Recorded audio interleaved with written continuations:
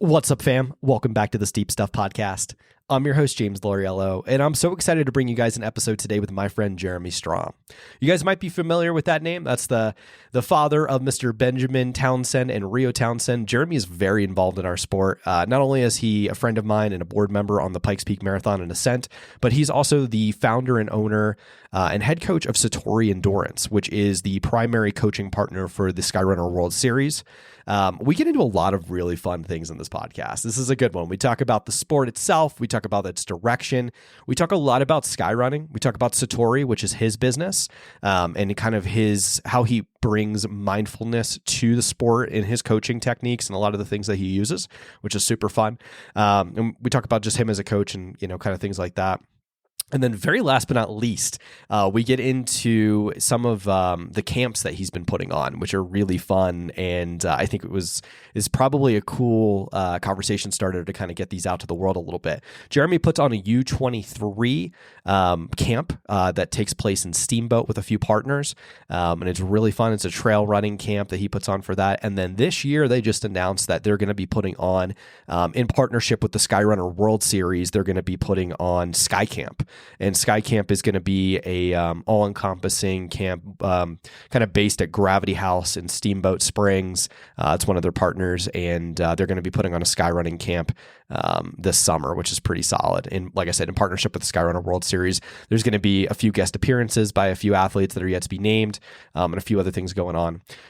And on top of that, we get into some inside baseball on Skyrunner World Series, which is really fun. We don't give away too much, but there's some good juicy stuff in there for the potential return of Skyrunner to the United States. There's a lot of good stuff. This is a great episode, and I think you guys are going to really enjoy it. So I'm going to stop mumbling, and without further ado, my friend Jeremy Strom.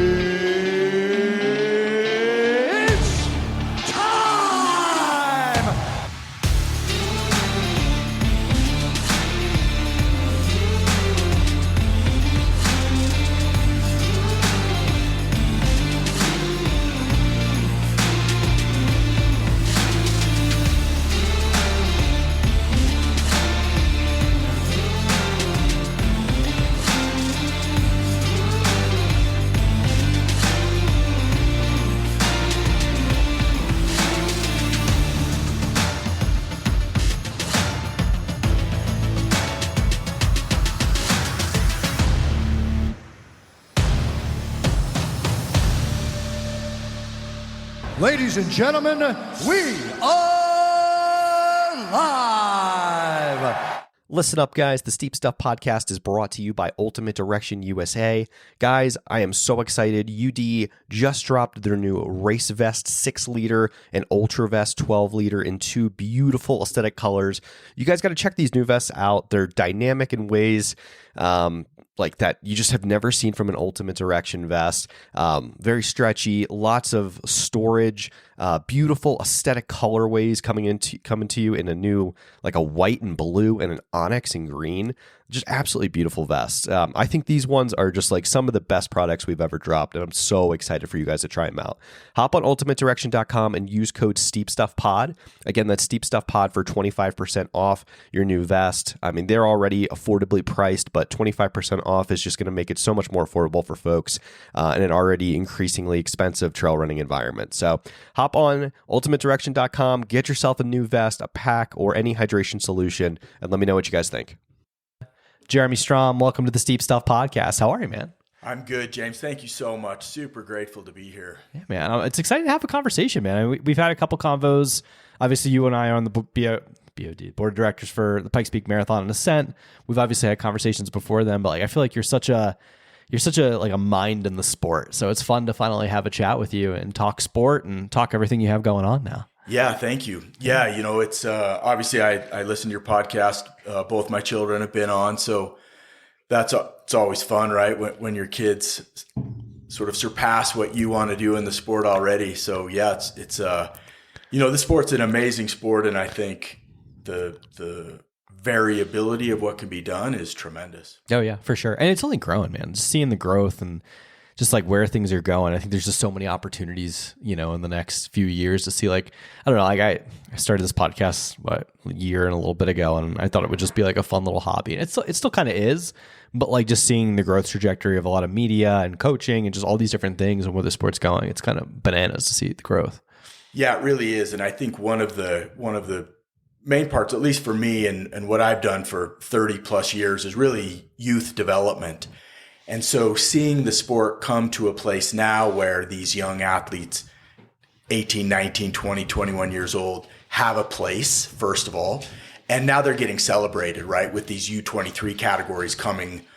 Really, Skyrunner World Series was the first to do it, and then Golden Trail followed suit. And now they have a U23 category that they're supporting. So, to see the sport grow, not only globally from everyone's perspective, but really to provide a space and a place for these younger athletes to come, I think is really powerful. Yeah. Let's talk about that. So like you're starting to, obviously you've pioneered a lot of it with your camps and things like that. Maybe give the audience give me the 5-minute elevator pitch on your background and some of the things that you put on. And then we can kind of talk about some of the different, the youth camps and then Skyrunner camp.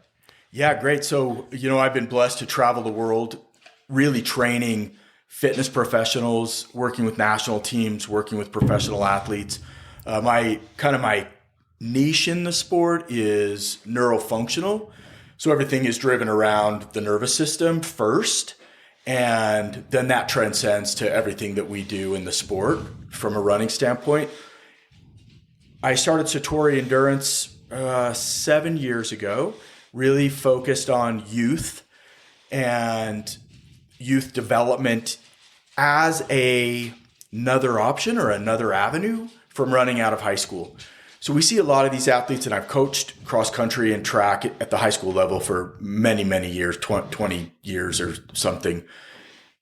And we saw a lot of really good athletes, but not either have an opportunity or take that next step, right? And so we started Satori Endurance as a means to let's introduce people, younger athletes to the trail side. So to your point earlier about growth, this really gives them an opportunity today. And as it grows, it just gives them a different road than the traditional university level running where they're in cross or they're in track. So that's really what started Satori Endurance. And Satori means simply perfect focus, right? There's no expectations. There's no outcomes. You're perfectly in the moment of what you are doing.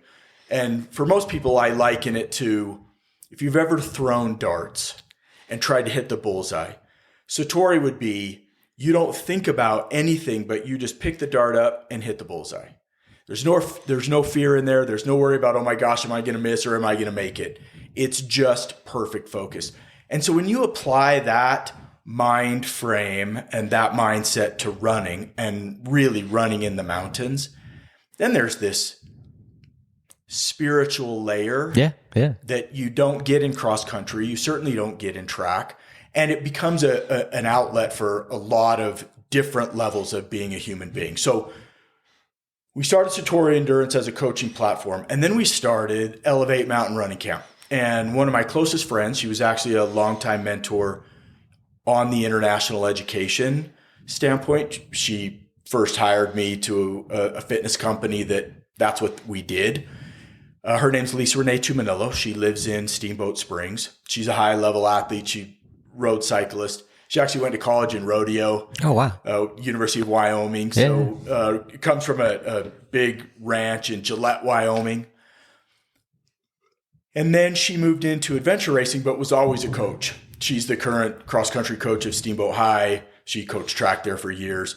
Her sister is Alicia Vargo, which a lot of your listeners will know that name, certainly, and her husband, Chris Vargo. Yeah, legends. Yeah, I mean, especially, they were both the first on the first Nike trail team.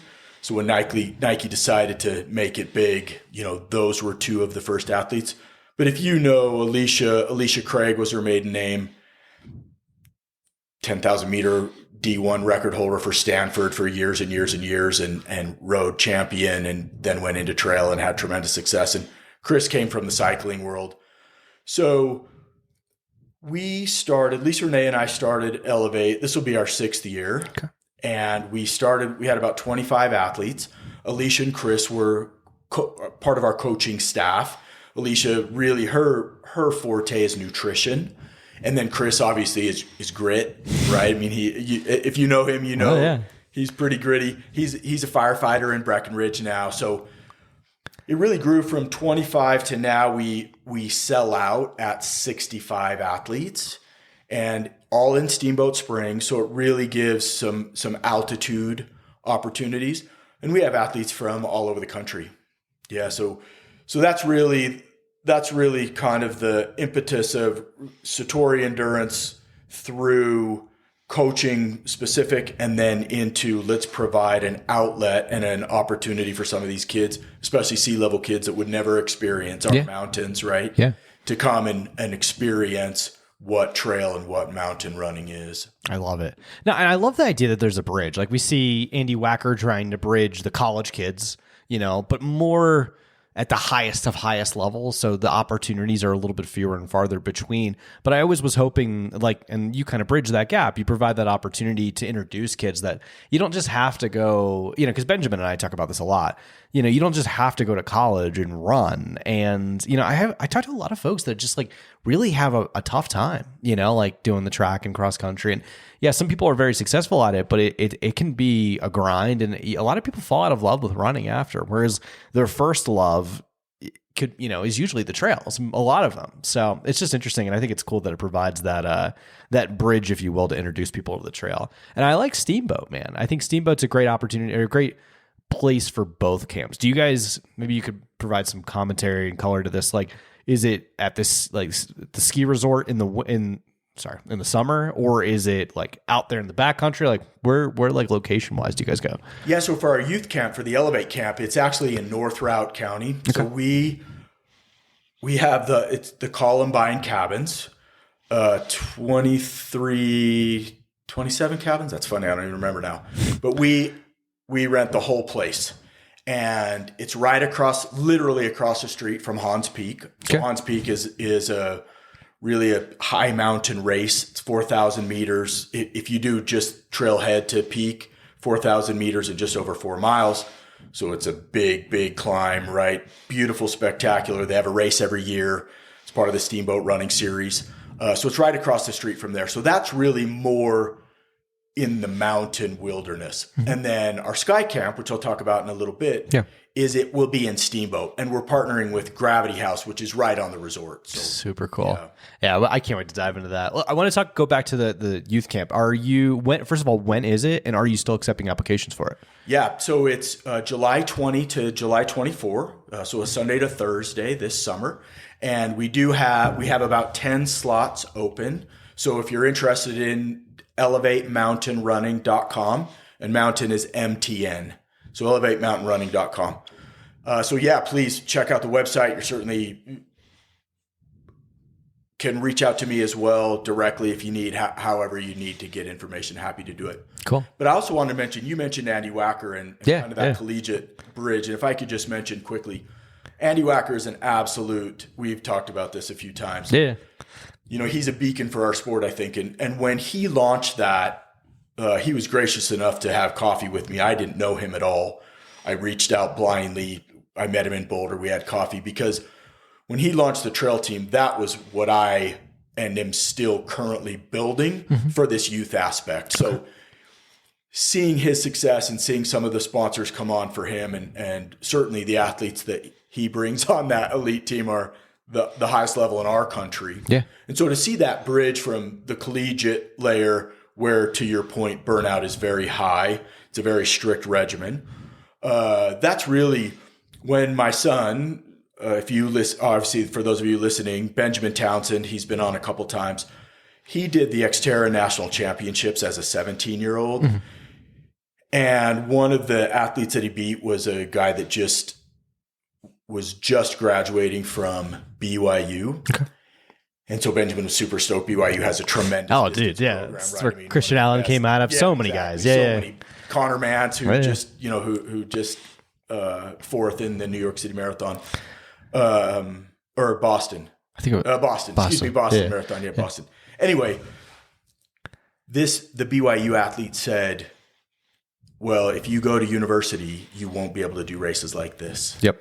And that was all Benjamin needed to decide on going the mountain route. So that's really just, to bring it back to Andy and what a beacon he is. And, we hope to continue that from the high school level on forward. So again, elevatemountainrunning.com.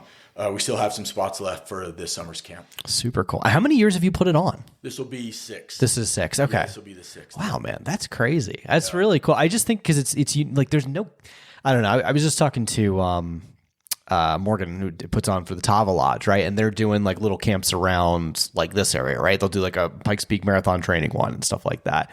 And I just love seeing more folks put on camps in some of these beautiful places in Colorado to get to see, do more like, what's his name? Oh my God, his name escapes me. He's been on my podcast. Ricky Gates, sorry. Whew. Puts on Hot Run Hut and does things like that. So I like people putting on their own little spins and like doing something. But this is the first one that's like truly geared towards U23, which makes it more exciting too.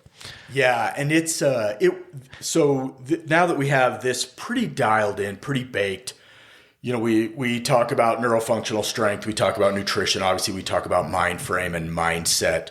We talk about recovery strategies, and really, we talk a lot about no expectations, right? The love of running in the mountains. Because I think when, for the youth and for U23 specific, I think that you feel like there's all of a sudden this big weight upon you to succeed and or define a certain level of success. And I think the level of success is another alternative of running at a higher level where, people are making a living now in trail and mountain, a good living at that matter. So, yeah, so I think the U23 plus, as you know or don't know, kids are just way easier to work with than adults. That's true. That's true. Way less excuses, way less of kind of the injury cycle and the pain cycle and those things. So, the ceiling for those kids is, at least in my experience, is much higher than I think for the adults. No, I totally agree, man. And especially if you like have a bunch of elites out there. So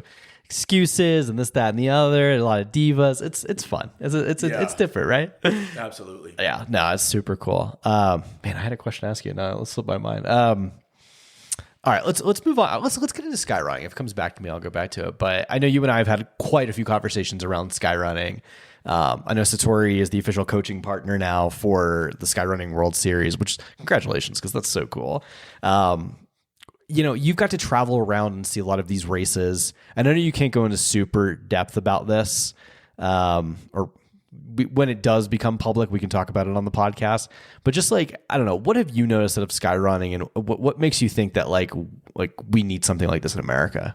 Yeah, it's really exciting, and there are some good things at work at the moment about skyrunning in the United States. I think one thing that is really powerful about, especially the Skyrunner World Series, who's kind of the biggest organizer series-wise, global series-wise for the International Skyrunning Federation. I think there's a couple things about skyrunning that make it very unique to mountain or trail running and distinctive. And one obviously is there's a layer of technicality that, knock on wood, could ultimately end in serious injury or death. Yeah. And I think there's two layers to America. One is we're such a litigious country that people aren't willing to kind of take the risk of that.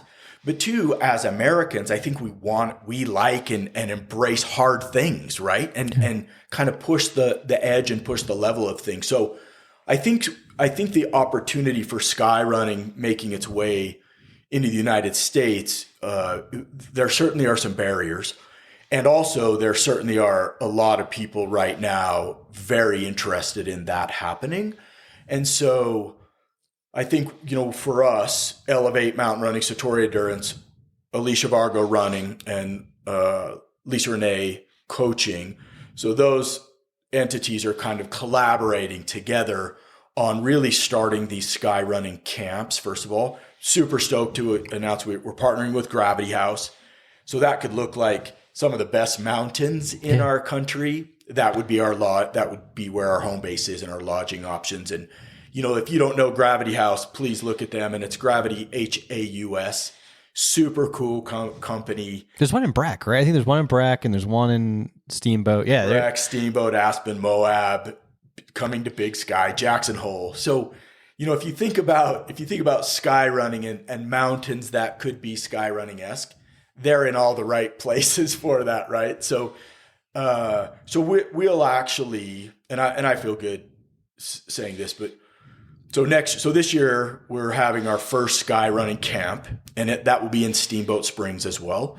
We're pretty established there. Lisa Renee, my partner, lives in Steamboat, so she knows a lot of folks there. But next year, the intention is to have 4 sky running camps that would be in those different mountain towns, and then Alicia and Chris live in Breckenridge, so they would RD, kind of event direct the Breckenridge, Jackson Hole, certainly. Moab is one where what's fun about Moab is you go from about 400 feet all the way to 10,000 feet. Yeah, you get into LaSalle. Mountains, right? Yeah. So that could be fun. So I think sky running in America, it used to be here. Pikes Peak was part of it, in the early days. I know the powers that be at the International Skyrunning Federation are not happy about Pikes Peak when it left. So we'll see what we can do about that, especially maybe with your and my influence on. That's true. That's true.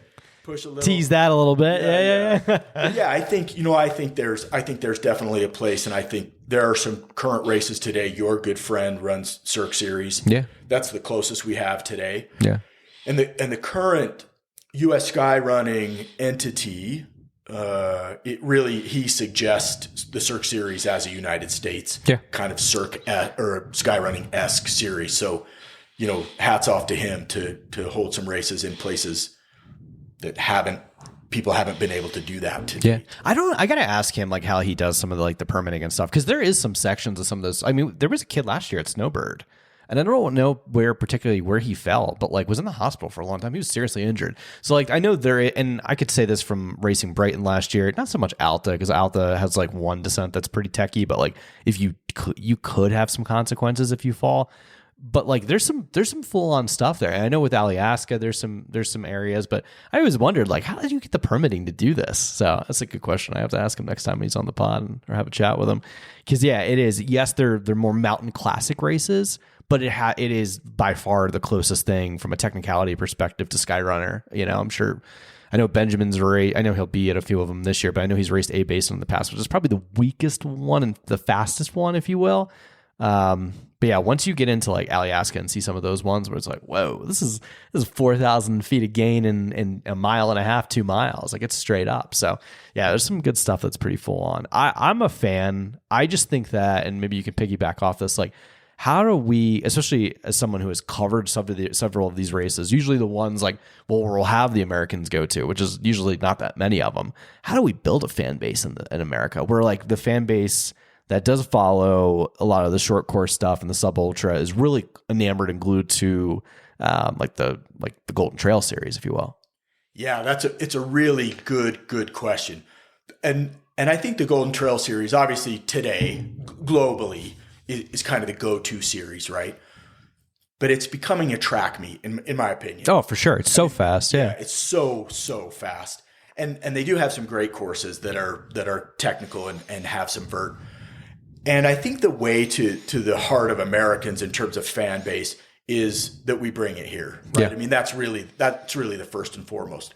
But we do have some athletes from here, high level athletes. Morgan Elliott is one of them, right? Yeah.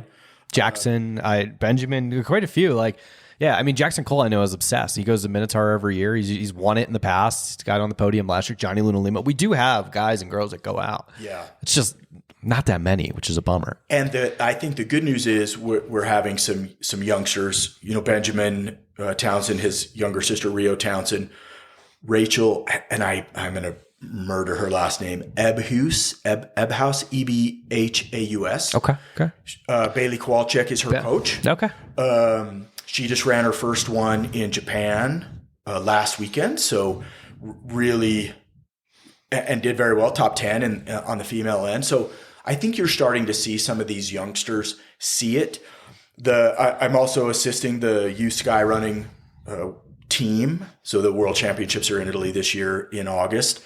and I have 4 athletes in that race. And so I think we're starting to see some of these kids, but really, I think the simple is there's just no visibility in America, right? Where Golden Trail is such a powerful entity. And certainly from a social media standpoint, if you look at Merrill Skyrunner World Series and their social media, it's tremendous. Really, it's up there. It's just as good as Golden Trail. It's really good. They don't have kind of the live stream dialed in yet, right? Because they don't own all of the races. They're a race organizer. And so I think from America, first of all, having a strong U.S. skyrunning entity here, having a couple of races, and then having some sky camps and really just, introducing it to people, because it's really designed for you. You love it. It is what you're the most confident in. And so, but you gotta go around. I gotta actually jump on a plane to go. Right.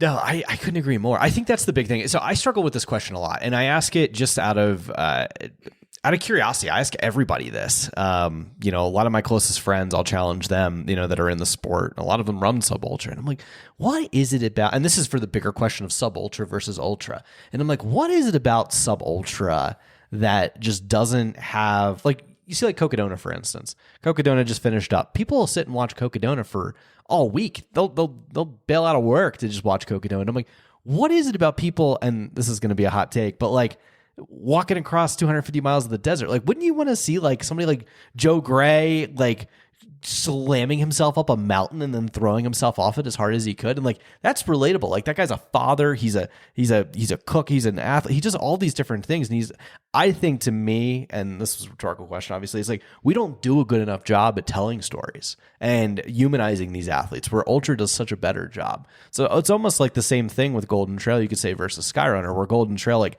really kind of takes you on this journey of the athlete with their hype videos and all these videos that pull out, where Skyrunner does some. Like, I feel like last year was really hot, right? They had a really good contingent that Merrill brought out for Mexico Sky Challenge and a few others, and Minotaur. And then I feel like this year it's a little bit lesser to a degree. So I would hope, it's my hope that, like, if they want to compete and continue to compete, it's that storytelling aspect that just we need to do a better job of. And I say we because, like, me as a media person in the sport, right? Not just an athlete, but as a media person, needs to, get these stories out to people so they can connect with these humans, right? Yeah, it's great. And you made a couple really great distinctions. I think what's interesting, and the Cocodona, I'm guilty, right? Dude, I watched it. Yeah. Listen, I'm working and it's on the other tab, right? I mean, it's there and I'm listening. And I think one thing is because that's hard. Yeah. Right? I mean, people experience and see, oh my gosh, 250 miles. And to your point, due respect to those athletes, because they're unbelievable. They're walking in the desert for the most part.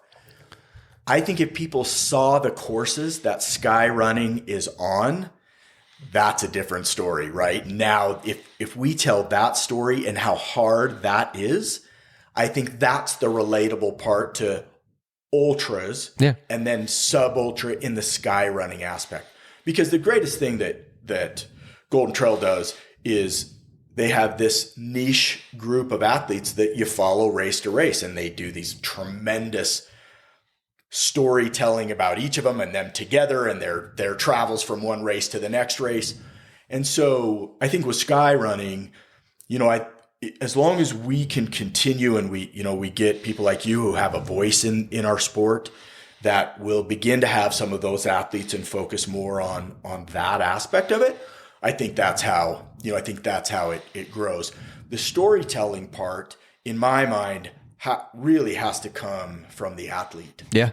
Right. I mean, it really does. What makes you want to put yourself in a position where you could sustain serious bodily injury? I mean, what about you as an athlete and as human makes you want to put yourself in that position? Those are, I think, the interesting stories that obviously Americans gravitate towards tremendously. It's funny, man. You bring me back to a story. I think it was Michelino told me, because he went out to go. It was the same year Benjamin raced Sky Race the Messin.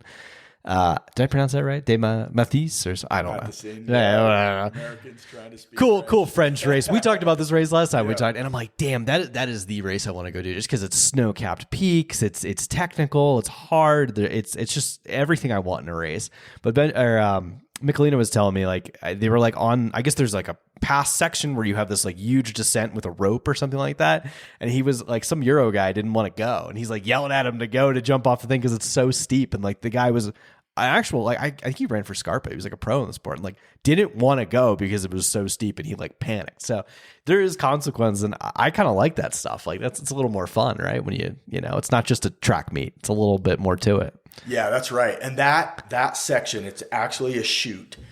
And Benjamin was saying that the Europeans, and they're brilliant at this style running, far superior to the Americans, quite honestly. I mean, we're not caught up even close yet. But those Europeans would go face first, holding the rope down this chute, right? Like 50% incline. It's crazy. So steeper than the Manitou incline, for those of you who are local or know the Manitou incline. And they're running face first with the rope in their hand, where Benjamin was sliding down on the backside. Oh, I'd be on my butt, dude. Onto the rope, right? So, hope I don't fall. so that level of put your body out there for the sake of performing and success and pushing yourself is really, you know, it's really powerful. It's really what makes sky running so unbelievable and different to anything that we're doing here outside of a couple of the circ races. It's interesting, man. Like, and to piggyback off that, like when we were saying, like, I even was thinking about Golden Trail. Like Golden Trail now, yes, they finally got Broken Arrow. We'll see how long Broken Arrow stays on there, in my opinion, just because, you know, once we move off of a world's year, will it just be a national level race, right? And it's just interesting to me to see both brands like normal and then series like Golden Trail, even Solomon, man, like from a brand perspective as well. Some of them seem a little more hesitant on the US market lately. And I don't know what that is. Like maybe they cater more to the Europeans just because there's such a big fan base and ultra is just so saturated here. The economics and the geography of it is just very interesting to me. Cause like, for instance, like last year they made Headlands and we had Mammoth, right? Previous years we've had Pikes Peak and Mammoth. And it seems like now we just get one, you know, in the United States, and then we have one. And I don't know if that was a move to kind of counter the UTMB race and the the Mexico Sky Challenge with Golden Trail moving south to Mexico because there's a big contingent there. So it's going to be interesting to see the landscape. Like, will they add more permanent races in America moving forward, both Golden Trail, and then once we do get an established Skyrunner series in the United States, like what will that competition look like, and will that raise to more competition in the space? I think if anything, it's good for the sport. Like I've talked to Julian as well, and he said this publicly on the podcast. Like his idea of vision would be, you know, an East Coast series of Cirque series, a West Coast series, and then we'd meet somewhere else for a final, right? And how cool would that be? So it's going to be interesting to see like what happens and as the future kind of shapes. Yeah, that's brilliant. Actually, East Coast, West Coast is, you know, it'd be dope, right? In all things, right? Rap, right? If you think about rap, East Coast, West Coast, and high level, real competitive. So that would be awesome to see. But I think back to your point about, you know, what's happening in America in terms of sub-ultra races, a lot of it is permitting, you know, and especially now with some of the challenges in the Forest Service, all, you know, from a bandwidth standpoint, right? Yeah. I think a lot of, and what we're running up against at the moment is the permits. And so Julian, say that right? Yeah. Whatever his magic sauce is, you know, Julian, when you hear this, I'll pay you for it. He's obviously, you know, he's figured something out. Yeah. He's doing some things that other people are not able to do. And so I think that could be part of it. Well, it's interesting. We talked about this the last time we hung out, was about like, you know, but I think before we get the boom, I think we're going to have the bust a little bit where, you know, like we were talking about Telluride Mountain Run, and like, cause I mean, it's obvious like we're on the Pikes Peak Marathon board. So we're going to talk about like what our competition races are and like how we move the sport forward, how we move our race forward. And we were talking about like TMR is running into some issues now, not with permitting, but because like there's a bluegrass event that's coming to town and it's going to potentially push that race out.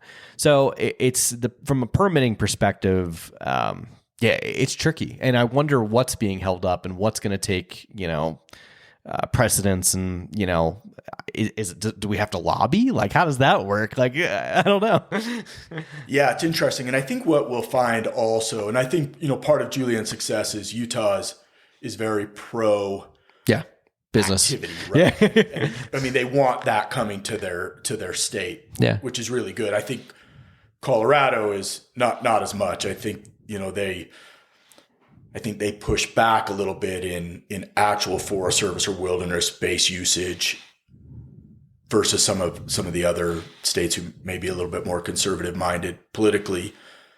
And so I think, mountains for the sake of mountains, we're all for taking care of those mountains. And part of our process is pre and post trail cleanup. We will come in first, make sure it's good to go and everything is in top shape for a, quote unquote trail and mountain.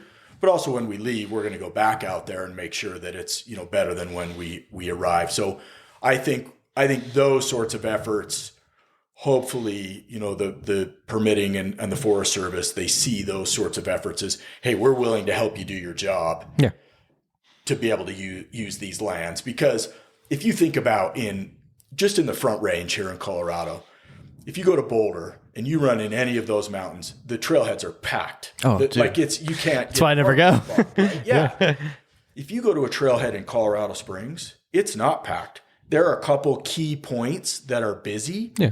But it's not busy. I mean, for a metropolitan area, comparatively, we live in the busy. Best place. I mean, we're huge compared to Boulder. Yeah. If you go to a trailhead in Utah, in Big Cottonwood or Little Cottonwood, where Brighton or Solitude or Altar Snowbird are, it's crazy. Forget it. You're not getting. If you're not there at 5 a.m., you're not getting a spot. And that's really the distinction, right? It's really, they have this embrace of it, a little bit different than we seem to in Colorado. It's funny you say that, man. So I ran out for Brighton this year, and this past 2024, raced Brighton Cirque Series, and I raced Alta Cirque Series. And both times, because one is in one canyon, one's in the other one, and I was astounded by the amount of runners. Like, just, it's not so much the runners that showed up to the races or like competition level and stuff like that. It wasn't that. It was the just amount of recreational people that line those canyons. And I guess it's kind of a smaller, spot. Like, those are the two places to be. The other thing that I was laughing about was like, why don't you guys go run at like the for instance, like Snowbird's right there. Go run at Snowbird. Those were kind of packed with like mountain bikers, but not to the extent. But like the actual like true and try trailheads, those were the ones where like it was lined up and down the canyon, and just people would run up and down the road on the canyon too. And I'm like, this is very interesting. Like, just like the culture there versus Colorado, like it's coming around, but not to the level that I've seen in the Wasatch, which is interesting. So yeah, I don't know. It's funny, not to pivot too hard, but like I was thinking about this, like maybe Colorado to me, because I've looked at, well, eventually I do want to be a race director. I want to have a race, or maybe a trail fest of some kind or something that like we would evolve to, but I don't know if Colorado is the best spot. And the only reason I say that is because like I've looked at other places like Sun Valley, Idaho. I've looked at, you look at Big Sky and what they're able to do with the ride. You look at a bunch of different other locations in the Mountain West that might be more friendly for something like that. Also, Colorado is really high altitude, and that kind of turns people off to some extent. Like for me, like I know I'm going to do my best work not at 13,000 feet, right? I'd rather go race, Cirque Series Cannon or Sunapee Scramble or something like that because I know I have some degree of an advantage. But yeah, here it's I don't know. I'm off on a tangent here, but you let me know what you think about that. No, it's interesting, and I agree. I don't want to put it out there too hard, but Big Sky is a really interesting town. Obviously, there is a ton of money going in there. They have one of the biggest and longest ski resorts in certainly in North America and potentially the world. I guess I don't know the exact facts, but so I think that's a really interesting town. I think, the Bozeman area is very interesting. Great mountains, a cool little college town, hip college town, right? So I think it's Colorado. It's interesting. What I think really makes us unique outside of altitude is that, we can get a lot of vert for a long stretch, right? Where if you go to the Wasatch in Utah, that is vert. I mean, that's European vert. Yeah. It is straight up and down. But you don't have a 7,000-8,000 with 13 miles, right? Right. It's not a Pikes Peak. You just don't have that. And so I think that's really interesting. I think the other interesting thing that we need to do as a Colorado mountain running community is communicate. Altitude is, everybody's so afraid of altitude. Oh, I hate right? it. I hate it. They're so cautious about altitude. And while for some very good reason, but the reality is the level of success. So I worked the finish line at the Pikes Peak Ascent last year, right?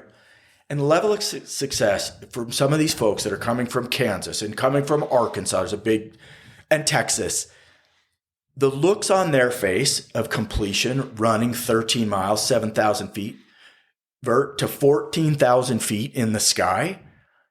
Like, you can't, there's no dollar amount, there's no drug, there's nothing that would fulfill your entire being like some of the looks on their faces at the finish line. It's the ultimate dopamine hit. Yeah. And that's I think, to your point about we need to tell better stories, that's the story of altitude. Yeah. Right? I mean, you're accomplishing, if you think about Everest, I have no interest in going to the top of Everest. Zero. Maybe not even to base camp.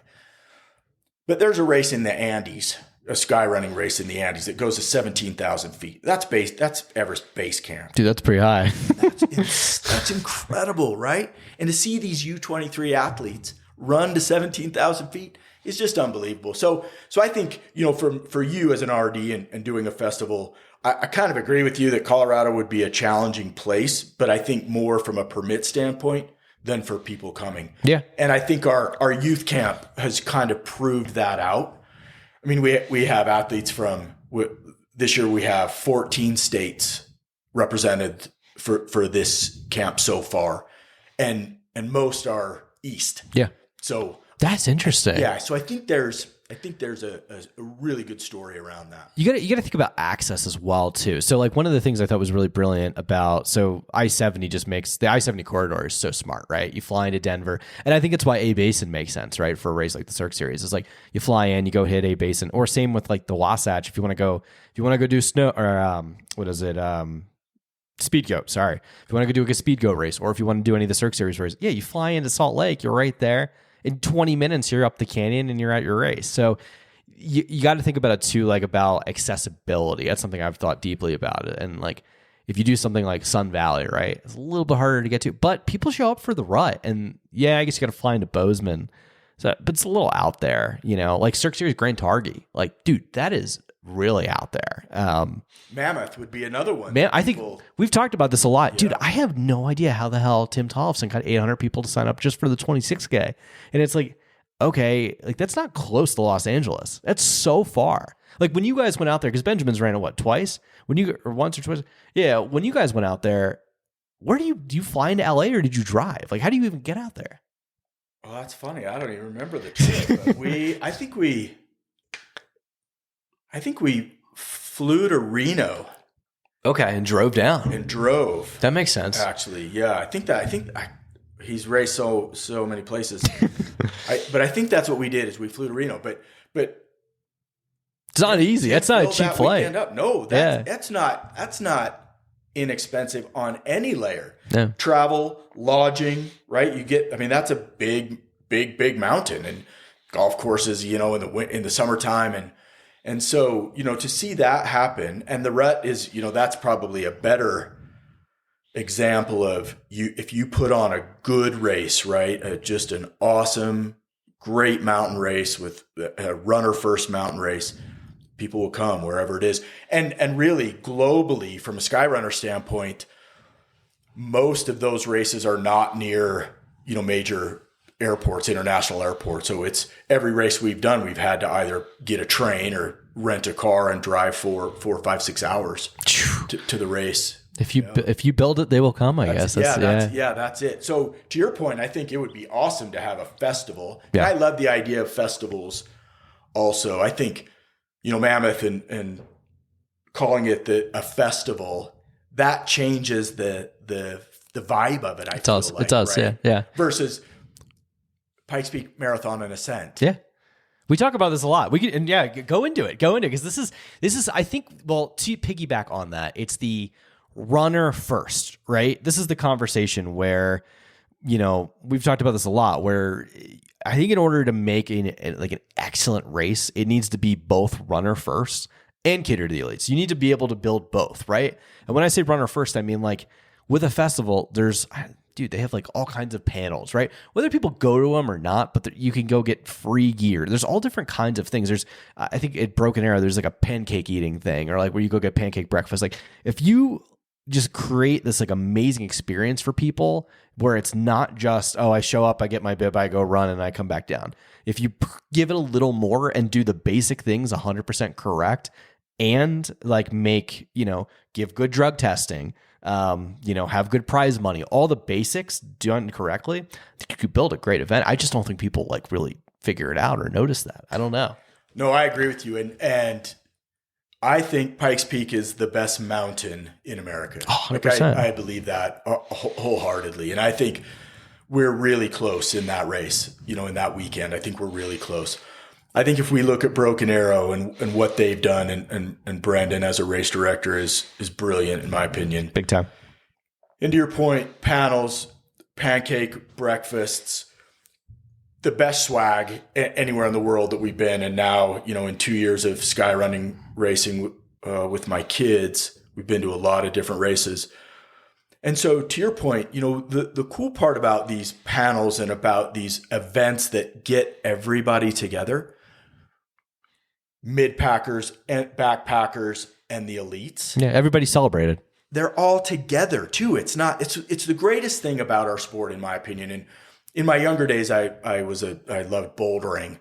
And so we'd go to these bouldering competitions and Chris Sharma would be there. Like, oh my God. Like I was on my hands and knees, rock climbing Jesus. Yeah. Right. The god of rock climbing. Right. And not that I ever could compete with him, but I'm competing. He's accessible. With him. Yeah. And that's the same with trail and mountain. You can go to a race and race Jim Walmsley, right? You can go to a race and race the best people in the world. And so I think that's where, and I know you're a strong advocate for elites in the best races in the world, right? And certainly Pikes Peak deserves to have the best mountain runners in the world come here and race that mountain. Absolutely. And at the same time, your local Colorado Springs, me as a 55-year-old guy that, hey, maybe I still got one more kind of thing, right? But when you go to an expo, when you go to Broken Arrow Expo, and the beauty, the other cool part about Broken Arrow is it's a week before Western States, so most of those top athletes are already there training there. But it's a who's who of mountain running, and so as a fan. Even my son, who is, hear this, everybody, will be the best in the world at some point. That's right. He's a giddy fan. Yeah. Before he lines up, right? He lines up, and then I'm going to beat. His mindset is I'm going to beat whomever it is I'm lined up against. But he's a giddy fan, and that's where I think as you think about being a race director, and certainly as we drive where this mountain goes, I think. That relationship between the elites and everybody else, there's a fandom there that whether you're an avid follower of the sport, who the top people. I mean, you don't live in this town and not know who Joe Gray is. That's right. That's right. I mean, he's arguably globally probably the top best 3 to ever do climbers ever. Oh yeah, 3 top 5 maybe. Yeah. Of anyone, anywhere in the world. I mean, this guy goes up mountains like very few people in the history. And at 41 years old, he still continues. He's probably going again, dude. It's crazy. And now he just had some crazy success on the track and cross country. Like he did this 3-sport or something the guy's unbelievable. Yeah. World class. And so, so to have him come and celebrate who he is and what he's done and his commitment to the sport and then, some of the international folks that I think make a lot of sense in my mind. But, we have some local athletes here who are just really, really high level. And so I think we have I think having them on a panel, having a local panel of some of these best runners in our country, certainly, and who run against the best in the world. That makes a lot of sense. Having a female panel, having a U23 panel, Yep. right? Having a coaching panel. David Roche, right? Love him or hate him, he's right up the road. He's a brilliant mind. And right? yeah, somebody like him should be utilized. Have a conversation. Yeah. We need people like that to come down and have these panels. So the mid-packers or the people who are just there because they're fitness and they love this mountain or they want to come in and test themselves, in a cool, fun, hard environment, we give them that inspiration and that education and that community experience of, hey, I have access to Jim Walmsley's coach or whomever, right? Katie Scheid's coach. Yeah. Jason. Yeah. Coop's hanging around. He's always around. Yeah. So I think those things, right? To your point, I think that bridging that gap and bringing all of those layers and all of those aspects is really what it enhances. And really, in my opinion, it's why Broken Arrow is such a powerful weekend. Yeah. No, I agree. And it's like you said, and this year it's going to be probably as good as it ever gets. It might be as good as it ever gets, which is bananas to think about.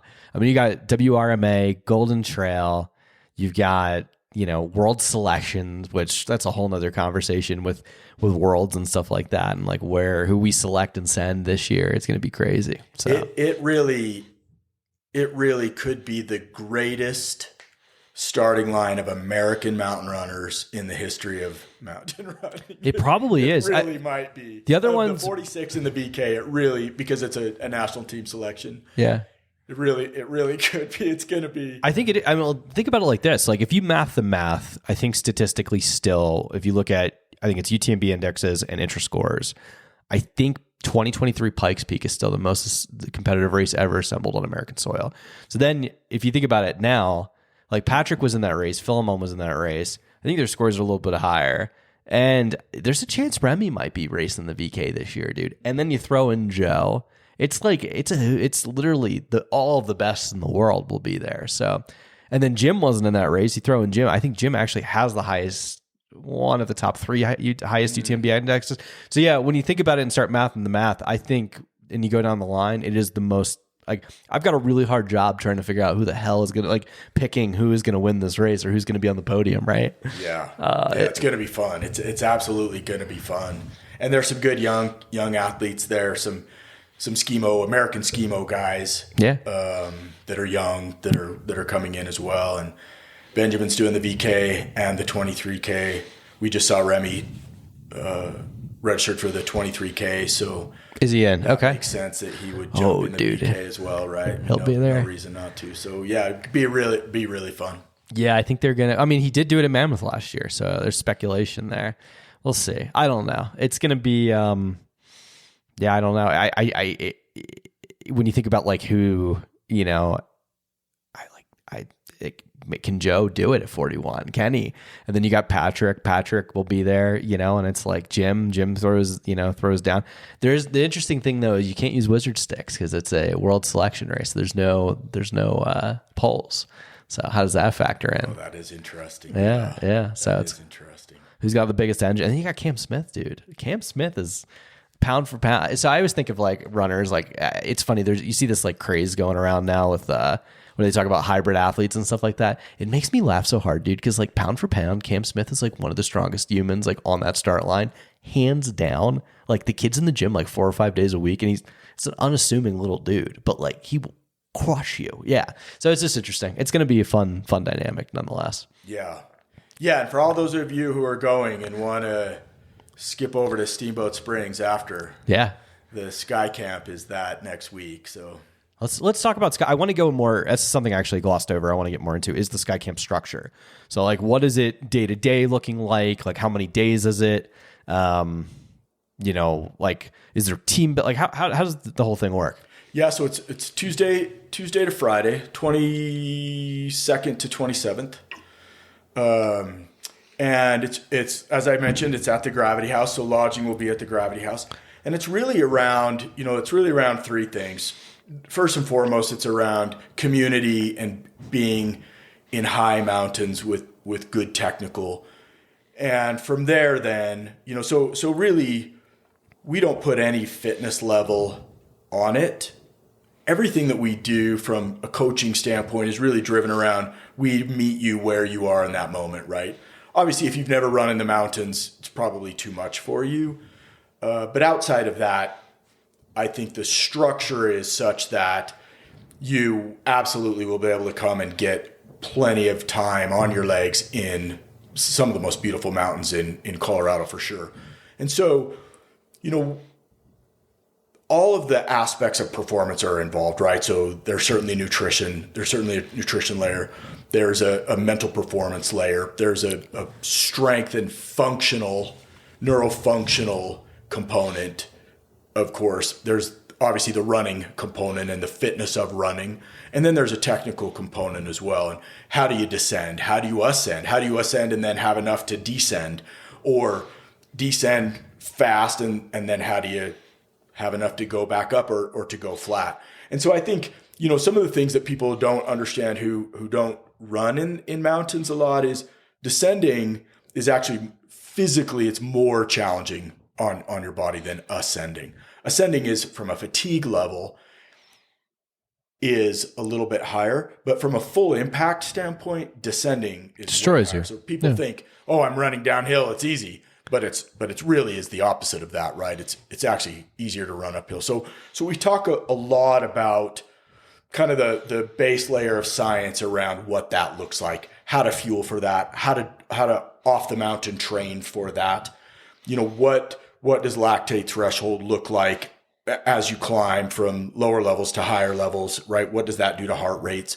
So we really it's not science or it's not scientific in the sense that we'll speak high level stuff, but it's scientific in the sense that here's what physiology and research would suggest. And then here's the part about you as a human being and your grit and your mental space, perceived exertion. We talk a lot about perceived exertion and what is the hack for perceived exertion, right? I always liken it to, you hear these crazy stories about this little 100-pound mom that lifts up a car because her kid's stuck under it.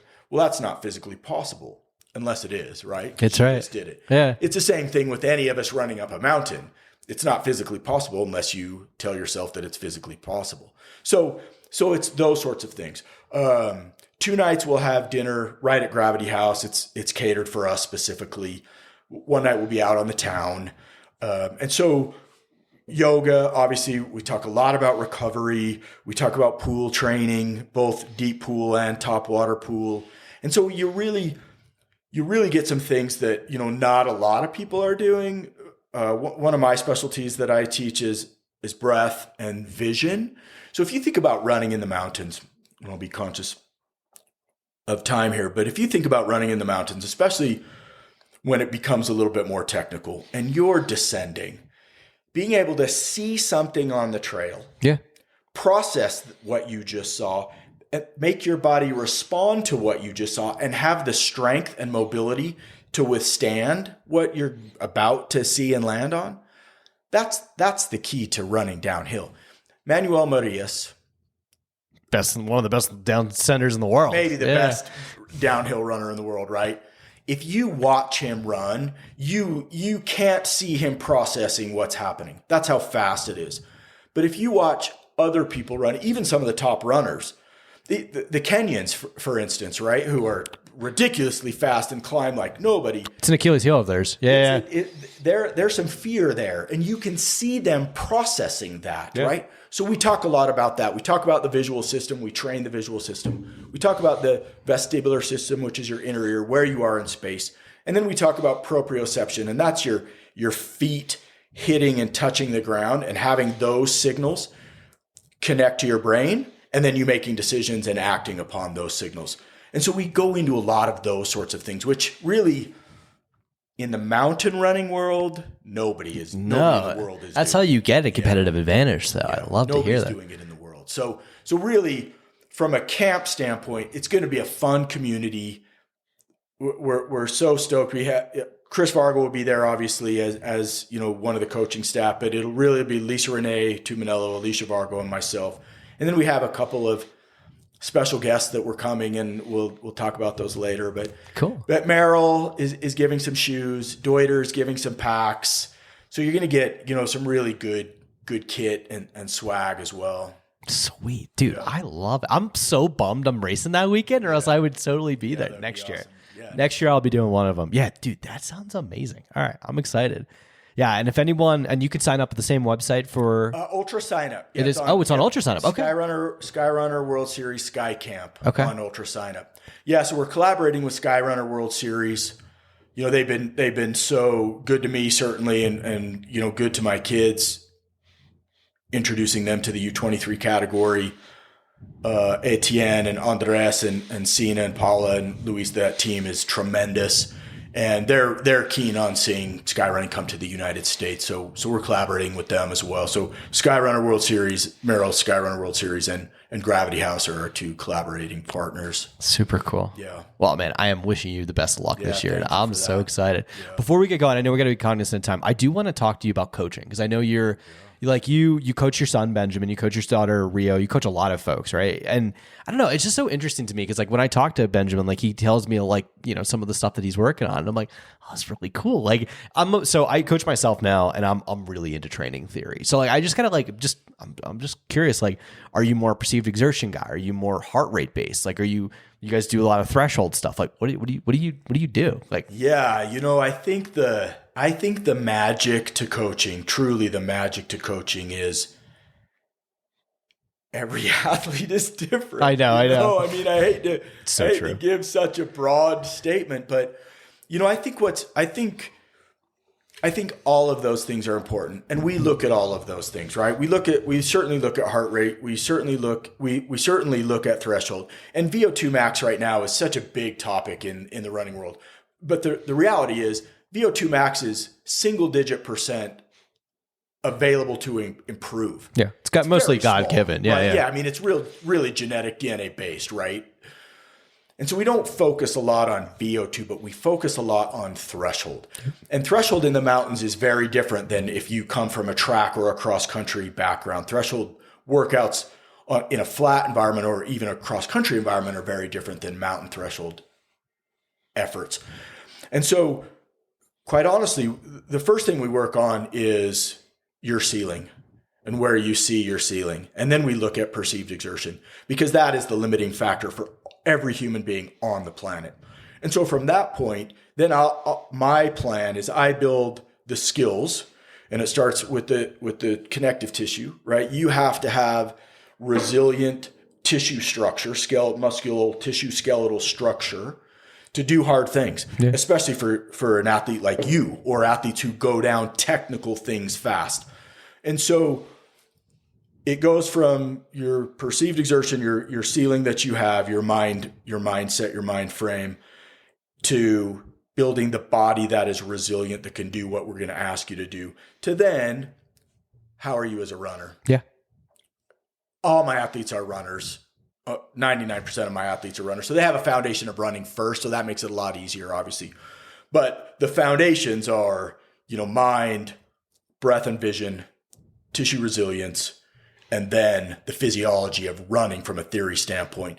And so it depends. I have an athlete, she lives in Norway, super high level.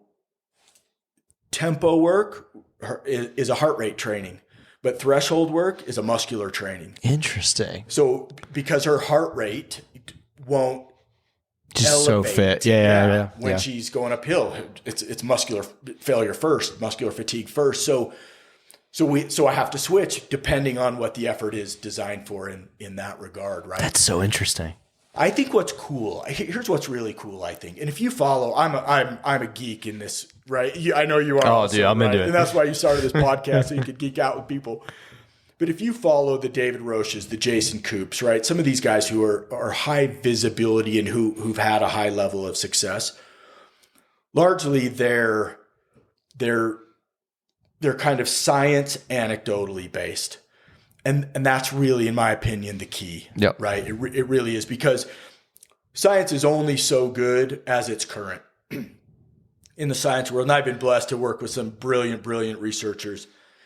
everything they say after they prove something, it's proven. Like you have 150 people you just prove this with. Oh, but more research is done to prove this. Right? That's always the last statement. More research is done to prove this. Science would suggest that this is possible. It's possible or it's not possible. And you either see it or you don't see it, right? So I would suggest, from a coaching standpoint and for you specifically, I think look at the things that are challenging for you. Look at the things you're good at, right? Continue to focus on the things that you're good at and elevate those. And then pick and choose little step by step on the things that you want to get better at. Yeah. And with ChatGPT now, dude, resources, right? Getting that science is a couple of types away, and you have a world of science research right at your back. I talked to GPT like 3 times, ChatGPT like 3 times a week. I'm like literally for my next 3 blocks, like it's already done. It's already like made it and created. And like obviously you got to know what you're asking for, what you're looking for. Like I'm a 3 workout a week kind of guy. A lot of people cannot handle that. But like my 3rd week workout is usually hills. It's always hills based. Actually now 2 of them are hills based. But anyway, long story short, like it depends on like where you're at in the mesocycle. So yeah, it's dude, it's so interesting. I love this stuff. I have to ask you a mental question. So like one of the things I find so interesting to me is like I have spoken to Benjamin a lot. Not only has he been on the podcast, like he's a friend. The thing I find interesting about him, his mindset is really solid. Like it's like very healthy about his approach to the sport. Is that from your guys' discussions and you're building him like to that level where he wants to get to? Because like one of the things I love so much about him is like he has this belief that like he really knows it. Like he's gonna be like, and I feel it. I mean the kid's super talented, and hard work, when hard work means talented, you achieve your goals. Is that a discussion point a lot? Like how does that work, especially being coaching your son? Like how does that work? Yeah, it's a great question, and it's all him. Yeah, quite honestly, right? There's kind of 2 levels to Benjamin, two lives of his mental. There was a life of, and this was when he was younger and he didn't have the physical traits of a runner. And hopefully he's good with me sharing this. But he was a Clydesdale. I mean, he was a heavy-footed clomper. But the magic to Benjamin is he always wanted to run, and he always trusted the process. And he grew up in my system. He grew up in gym. We had gyms in Utah, and I've always been a runner. And so I think his mindset today, there was a very specific moment where he decided that, hey, if I get beat, that doesn't mean I'm a poor runner. That doesn't mean I'm a bad runner. I'm not a talented runner. It means I didn't do something. And so our conversations back and forth are around that, right? When he decided that he could be, and this happened in his first Broken Arrow a few years back, that we were walking around and we're giddy. I'm giddy, right? All these amazing, the best mountain runners in the world. And when he stepped on the line, you could see the flip in his eye. Like you knew he absolutely believed, I'm going to win this race. He had no business believing that. There's no way he was going to. Yeah. Except to your point, he absolutely believed it. And so I think the greatest thing as an athlete is how do you have absolute ego-driven belief when the gun goes off?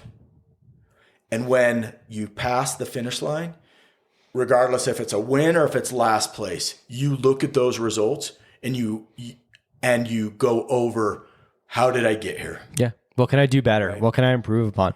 And making those notes. And then being in the moment in the race. And that's where Satori comes in.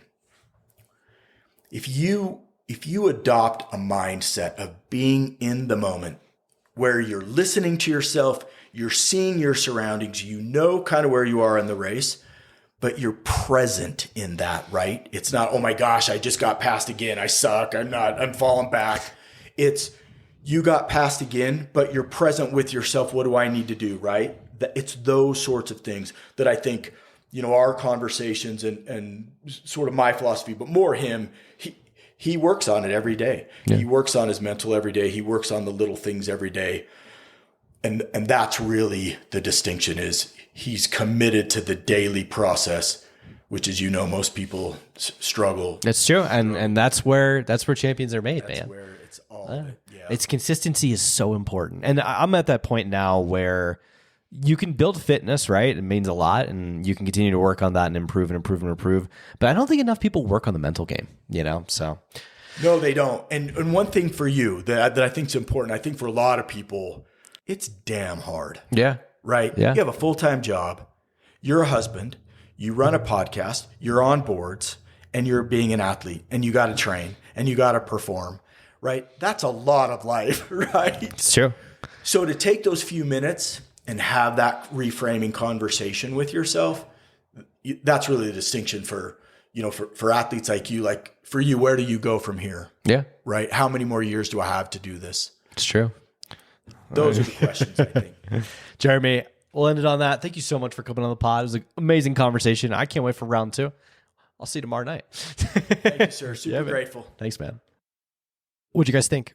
Oh man, what a fun episode. Lots of really cool inside baseball and some fun stuff in there that I think you guys are going to take a lot away from.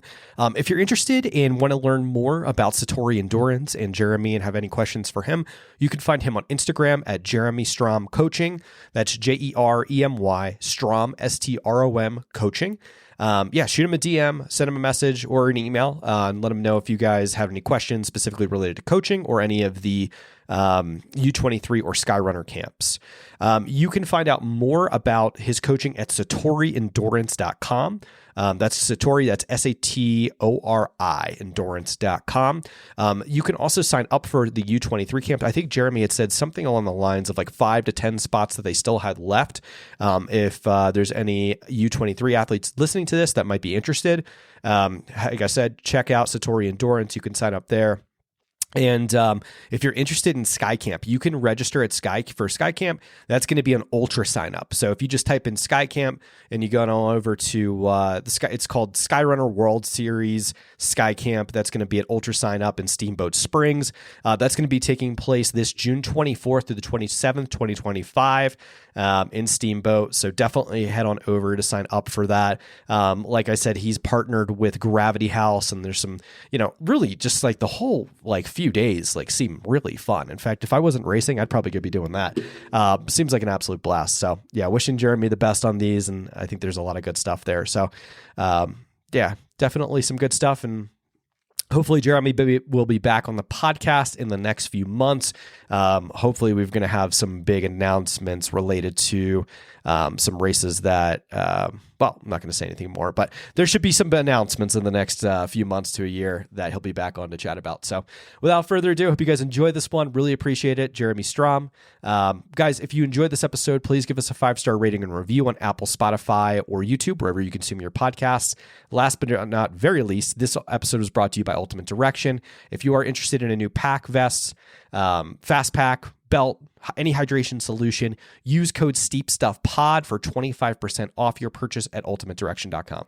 Guys, I really appreciate you. I have a banger of an episode coming out on Friday with Rachel Tomchek. It's a really fun episode I'm super excited for. We're gearing up for all the good stuff for Synope and Broken Arrow, so we had a good conversation around that. So have a great rest of your week, guys.